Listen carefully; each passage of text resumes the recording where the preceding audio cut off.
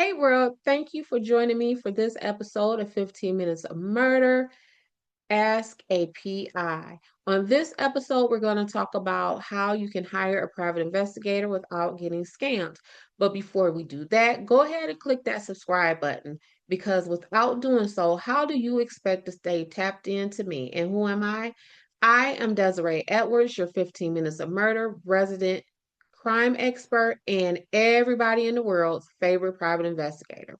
But clicking that subscribe button also helps us get funding so that we can continue to grow and create all of the wonderful content that we have planned for our viewers and subscribers.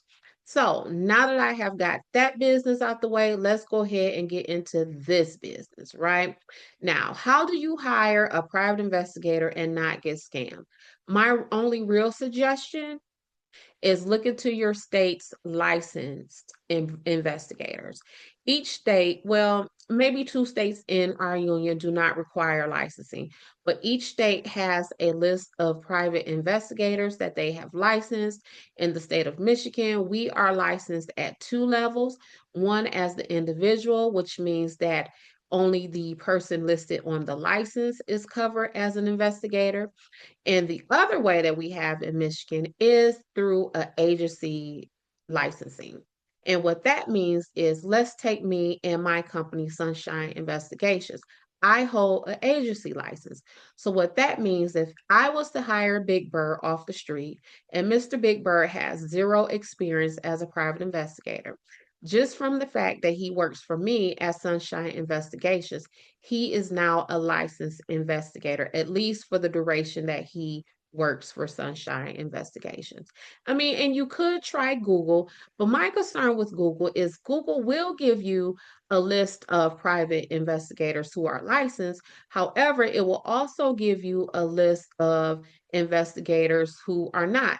And all of these names are kind of mixed up. I don't believe that there is like any indication in Google who was licensed and who was not. Maybe you could click on to a website or something like that. But I don't know. I just don't trust Google. I mean, maybe you can try the Better Business Bureau, I guess, but still, no, I would prefer that you go to your state's licensing board to find you a private investigator. Now, let's talk about my process, right? So for me, when people call my office, one of the first things that I try to do is my very best to convince them not to hire me. Okay. I tell people all the time, although I am in the business to make money, I am not in the business to take money from people to do things that I feel that they could do on their own. So, what I will often do is give the people who are calling me step by step instructions on how to achieve their task, and I will even tell them, look, if you try this and it doesn't work, give me a call.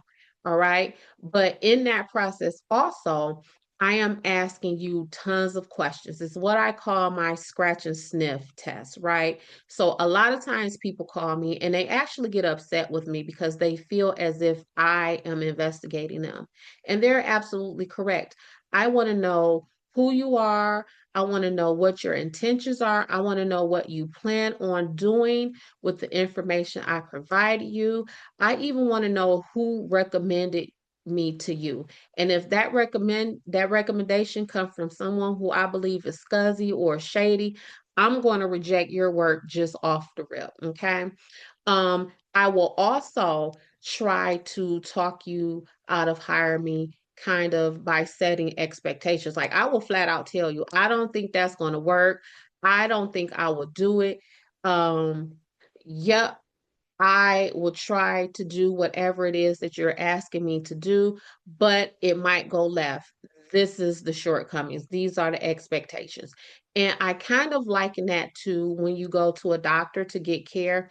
A doctor is going to prescribe to you some medication, but in that prescribing process, the doctor is going to be honest and the doctor is going to say, hey, patient, this medication, although I believe it is the best treatment course for you, it comes with these side effects.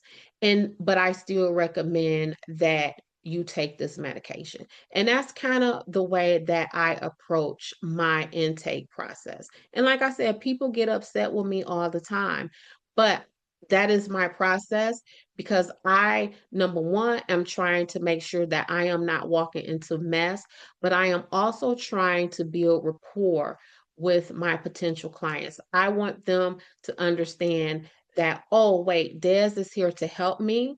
Des wants what's best for me, and Des is not going to try to take advantage of me.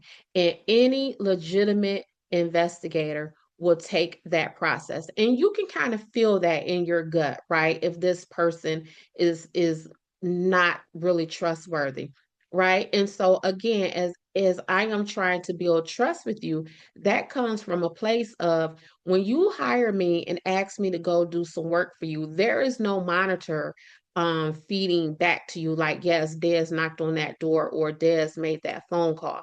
And so if from that phone call, that initial phone call, you feel kind of, uneasy about me, then how are you going to trust that I knocked on that door or that I made that phone call? Because there's not a bird sitting on my shoulder that's going to run back to you and say, yep, Des did that, right? So I need up front for you to feel that I am being honest and I am trustworthy. Because listen, some of these people who are disguising themselves as investigators are out cold. They really bout it. And I recently have experienced that, right? Like I got word that there was someone who was soliciting work from potential clients using me as like a bait to get people in. So they were telling people that they know me by affiliation, and people will say, okay, well, go ahead and do this work for me.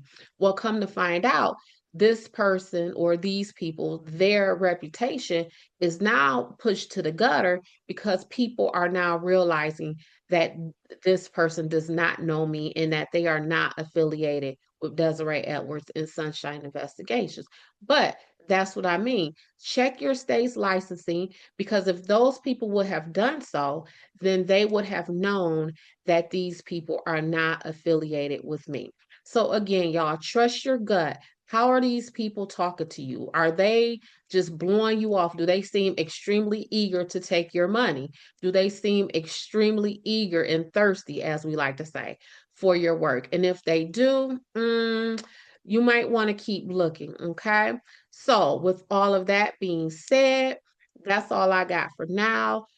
Click subscribe, share, like, put those comments, those questions, those concerns down there in that comment box. Y'all know I love to run my mouth, so I will be there to talk right back to you. That's it. That's all I got. Thank you for joining me, and I will catch you in the next 15. Bye.